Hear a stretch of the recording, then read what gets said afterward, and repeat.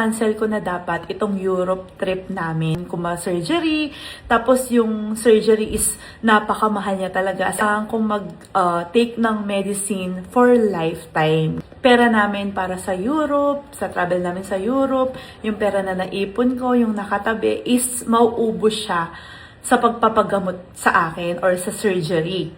Hi mga Marikoy! Gusto ko lang i-share sa inyo kung gaano kaganda yung mga plano ni Lord sa buhay natin. Minsan, binibigyan niya tayo ng struggle, ng pagsubok, pero hindi natatapos doon. Last year, 2024, nag-ipon ako ng pera para sa pag-travel namin ngayong taon na to na 2025. So, from January na na-approve yung visa namin sa Japan, nakapag-Japan kami. Pagkatapos na nakapag-Thailand kami, nakapag-Hong Kong kami, nakapag-Vietnam kami, nakapag-Taiwan ako, nakapag-Thailand ako ulit, at nakapag-Hong Kong kami ulit. Pero ang pinaka-pinlano talaga namin ni Daddy Tano ang makapunta sa Europe. Bukod kasi sa income namin, sa ipon namin for J's, ipon namin for the future, iipon din ako para sa travel namin. Never ako magta-travel, mga Marikoy, na yun na lang yung natitira naming pera. Gets niyo yung point ko? So kapag magta-travel kami, itong pera na to ay hindi lang ito yung pera namin. So nakapagtabi na ako for the future na hindi ko gagalawin. Last May, nakita ko yung offer ng EcoZone Travel and Tours. Hindi ito sponsor ha. Personally, kilala ko lang yung anak ng owner, yung mga anak ng owner. Yung offer kasi nila is 139,000 each. Tatlong countries na yung mapupuntahan sa Europe. Sali na doon yung flight, accommodation, transfer. As in, problemahin mo na lang yung pagkain, pati breakfast sa hotel. Every morning, merong breakfast. So, ang problema mo na lang yung pagkain ng lunch at saka dinner. Dahil meron akong naipon at plano namin ito ni Daddy Tano, kasi pangarap namin mag-Europe, tapos mag-Christmas sa ibang bansa, first time namin ma-experience. So, nag-book ako, nagpa-reserve ako sa kanila. Syempre may bayad sa reservation fee, pero hindi naman buo, babayaran mo lahat yon, konti lang. So, nagbayad ako. Ang hinihingi kasi nila is 2 months or 1 month before the trip, mag-aasikaso na ng mga requirements. So, 2 months bago yung travel date namin, doon ko din nalaman na meron akong bukol sa ulo. Nung nalaman ko na meron akong bukol sa ulo, ika-cancel ko na dapat itong Europe trip namin. Hindi ko na siya dapat itutuloy. Kasi, alam ko nga, ang na-inform sa akin nung una, baka kailangan ko ma-surgery, tapos yung surgery is napakamahal niya talaga. As in, parang bibili ka daw ng 2 or isang Tesla na sasakyan, ganun siya kamahal. Tapos, bukod pa doon, mga Marikoy, kailangan kong mag-take ng medicine for lifetime. Ganun yung nalaman ko. So, magastos daw siya at ayoko namang galawin yung naipon namin for J's kasi para sa future niya yon. So, ganun kasi ako. Nag-iipon ako ng para sa gagastusin namin, then nag-iipon ako ng separate para sa future, para kay J's. So, hindi pwedeng magalaw yon. Hindi pwede silang magsama, hindi pwedeng maguluhan. Kasi, mawawala na ako lahat sa plano. Bigyan kami ng date ng EcoZone Travel and Tours ng araw ng pagpapasa namin ng mga requirements ng kung kailan yung yung deadline na ipapasa namin yung mga ganito.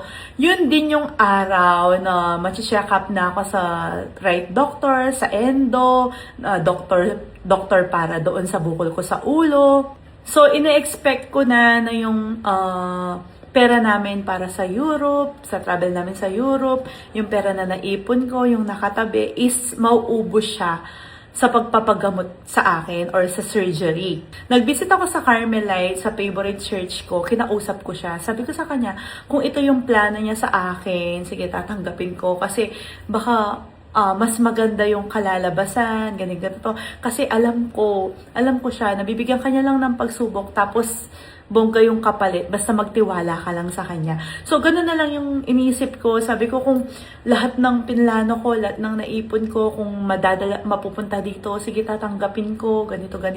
Nag-thank you din ako sa kanya kasi ngayon ngayon niya pinakita sa akin yung bukol ko sa ulo, kung kailan meron kaming pera, meron kaming naipon, hindi tulad dati na sobrang nahihirapan kami sa buhay, tapos si Dalitano nasa abroad.